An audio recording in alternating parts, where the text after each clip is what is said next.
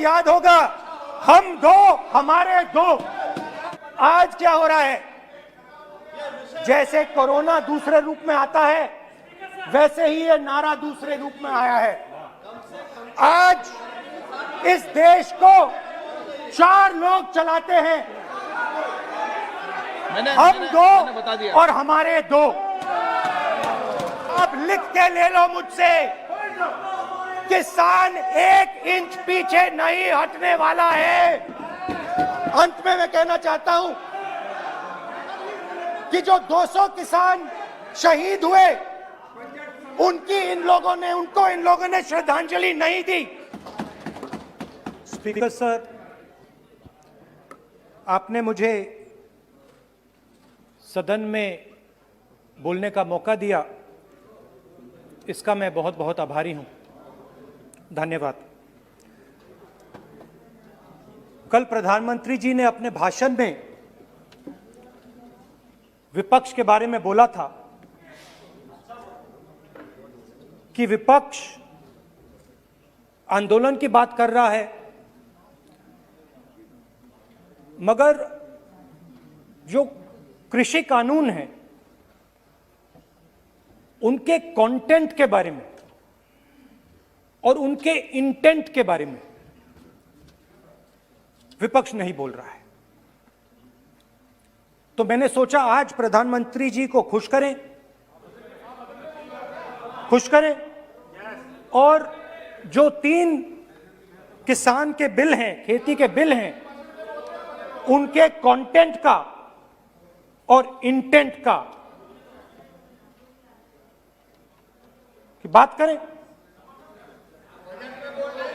हाँ, बजट पे बोलेंगे। आप शांत हो जाइए प्लीज। किसान का मुद्दा भी बजट का मुद्दा है, आप उनका आदर कीजिए।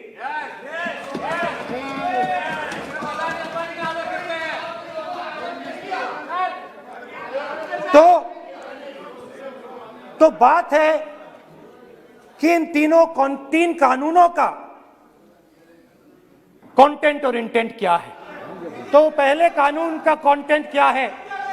पहले कानून का कंटेंट है कि कोई भी व्यक्ति देश में कहीं भी कितना भी अनाज, सब्जी, फल खरीद सकता है, जितना भी खरीदना चाहता है खरीद सकता है। तो अगर खरीदी देश में अनलिमिटेड खरीदी होगी तो मंडी में कौन जाएगा? मंडी में कौन जाके खरीदेगा?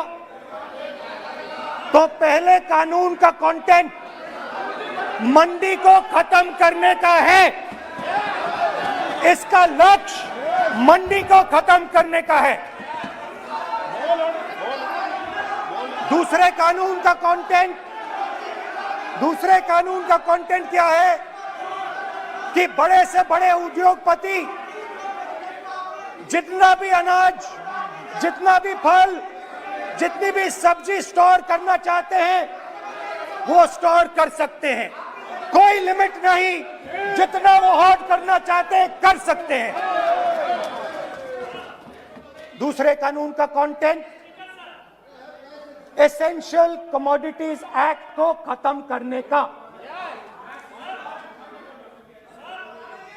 दूसरे कानून का कंटेंट जमाखोरी को अनलिमिटेड तरीके से हिंदुस्तान में चालू करने का।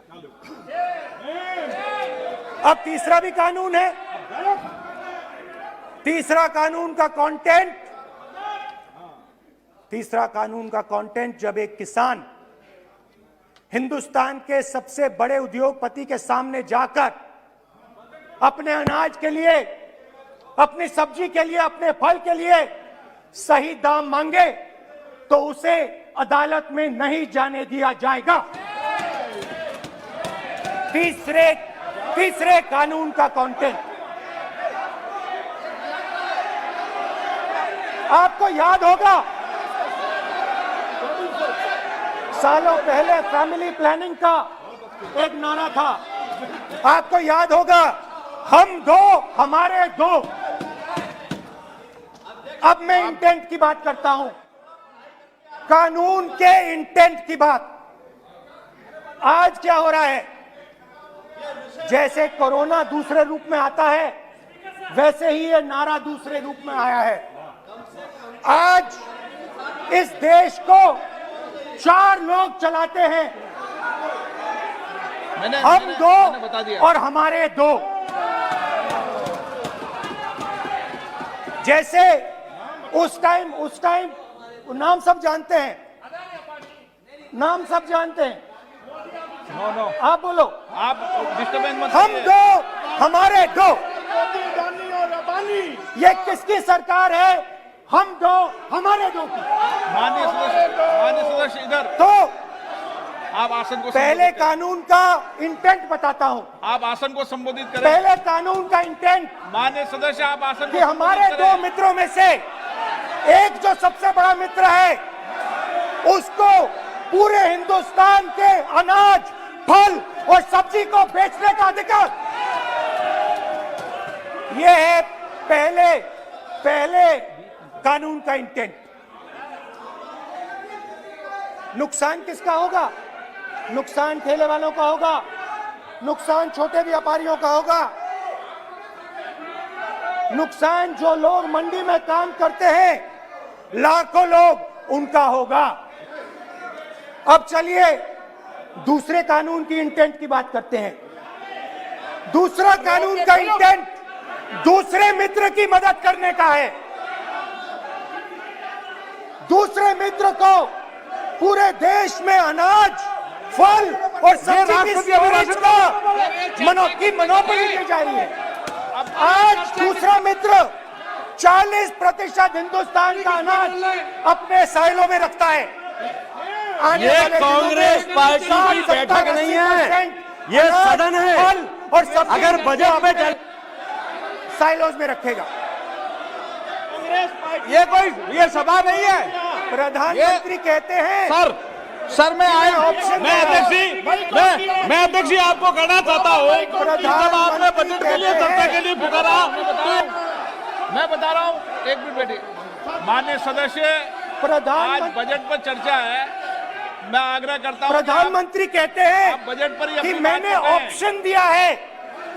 हाँ, आपने ऑप्शन दिया है। 3 ऑप्शन दिए हैं। पहला ऑप्शन भूख, दूसरा ऑप्शन बेरोजगारी, तीसरा ऑप्शन आत्महत्या। ये 3 ऑप्शन आपने दिए हैं। अब देखिए मामला क्या है। मामला यह है कि हिंदुस्तान का सबसे बड़ा बिजनेस, सबसे बड़ा व्यापार एग्रीकल्चर का है। अब बजट 40% आबादी इस पे जीती है, इससे जीती है। 40 लाख करोड़ रुपए का धंधा है। दूसरे कानून का इंटेंट है कि एक व्यक्ति को आप पूरे देश के अनाज की स्टोरिंग की मोनोपोली दे दो, और जब किसान अपने अनाज के लिए सही दाम मांगने जाएगा, तो जिसके पास स्टोरेज की मोनोपोली होगी वो मार्केट में अनाज डालेगा और किसान से कम पैसे में खरीद करेगा। लक्ष्य है कि इस देश की जो रीढ़ की हड्डी है, किसान, मजदूर, छोटे दुकानदार, व्यापारी, उस रीढ़ की हड्डी को तोड़ के टुकड़े टुकड़े करके 2 मित्रों को दे दो। Sir rule 218 sir rule 218। Sir आपने माइक बंद कर दिया। बोलने दीजिए, बैठिए। माइक बंद कर दिया सर आपने। सर बैठिए, आप क्यों डिस्टर्बेंस कर? खैर, इससे होगा क्या? जब ये कानून लागू होंगे तो जो इस देश के किसान हैं, इस देश के मजदूर हैं, छोटे व्यापारी हैं, इनका धंधा बंद हो जाएगा। इनमें से किसानों की खेत चली जाएगी, किसान को सही दाम नहीं मिलेगा, छोटे दुकानदारों की दुकान बंद हो जाएगी, और सिर्फ 2 लोग, हम दो और हमारे 2 इस देश को चलाएंगे। हिंदुस्तान का फूड सिक्योरिटी का सिस्टम है वो नष्ट हो जाएगा। पहली बार सालों बाद एक बार फिर पहली बार हिंदुस्तान के लोगों को भूख से मरना पड़ेगा। रूरल इकोनॉमी नष्ट हो जाएगी और ये देश रोजगार नहीं पैदा कर पाएगा। ये नई चीज नहीं है। ये आप मत सोचिए कि ये नया अटेम्प्ट है, पहला अटेम्प्ट है। ये पहला नहीं है। ये काम प्रधानमंत्री ने हम दो हमारे दो के लिए पहले नोटबंदी में शुरू किया था। पहली चोट नोटबंदी थी। आइडिया क्या था? गरीबों से, किसानों से, मजदूरों से उनका पैसा लो, बैंक में डालो और हम दो हमारे दो के जेब में डालो। स्मॉल मीडियम सेक्टर को खत्म कर दिया, किसानों को बर्बाद कर दिया। वहां नहीं रुके, फिर गए जीएसटी, गब्बर सिंह टैक्स, 5 अलग अलग टैक्स, और फिर से उन्हीं बेचारों पर आक्रमण, उन्हीं किसानों पर, उन्हीं मजदूरों पर, उन्हीं व्यापारियों पर आक्रमण। फिर कोरोना आता है।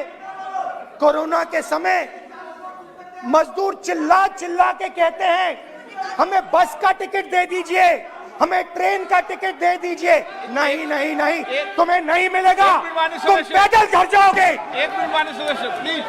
मगर टैक्स माफ जरूर होगा, माननीय सदस्य जरूर होगा। माननीय सदस्य, 5-10 उद्योगपतियों का टैक्स होगा। माननीय सदस्य प्लीज। तो पहले नोटबंदी, फिर जीएसटी, फिर कोरोना के समय उन्हीं 4-5-10 लोगों को पूरा का पूरा कर्जा माफ, 10 लाख करोड़ रुपए जो भी था कर्जा माफ। मगर हुआ क्या? हिंदुस्तान का रोजगार का जो सिस्टम है, जो स्मॉल एंड मीडियम इंडस्ट्री है, वो खत्म हो गई। आज ये देश रोजगार नहीं पैदा कर सकता है, सीधी सी बात। और आज नहीं, कल भी ये देश रोजगार नहीं पैदा कर पाएगा, क्योंकि आपने इस देश की रीढ़ की हड्डी तोड़ दी है। किसान की, मजदूर की, छोटे दुकानदार की, स्मॉल मीडियम बिजनेस की रीढ़ की हड्डी तोड़ दी।